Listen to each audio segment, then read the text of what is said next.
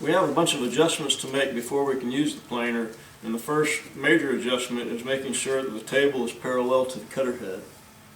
So we'll use this block and we'll move it from end to end and adjust the table height so that it's the same distance from the cutter head. So I have the table height adjusted to where it's kind of close to the gauge block, and I'm noticing that this other end is higher than this end. So this is the end of the table that I want to raise. So with the gauge block back at the end with the least amount of space, I'm going to raise the table until it just touches.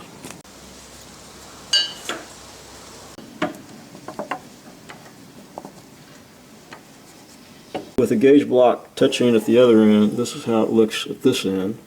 So I need to raise this end of the table, and this adjustment nut is already as far as it will go, so I need to remove these bolts altogether.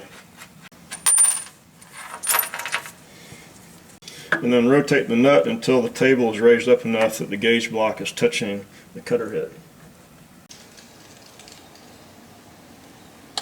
head. Slide it back down to the other end just to double check. And that's pretty good. So we'll go back down below and lock the riser nuts.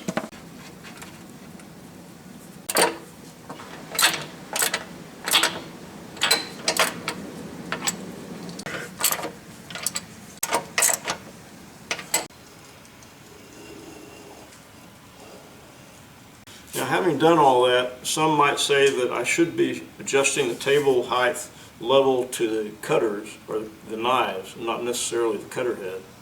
However, the way I set the knives, they'll be very parallel to the cutter head, so it's okay to set the table parallel to the cutter head. Now, if you have a knife grinding attachment on your planer, there's always a chance that the knife grinding attachment is not parallel to the cutter head, and so the knives will end up not being parallel to the cutter head. In that case, you may want to adjust your table height to be parallel to the knives themselves.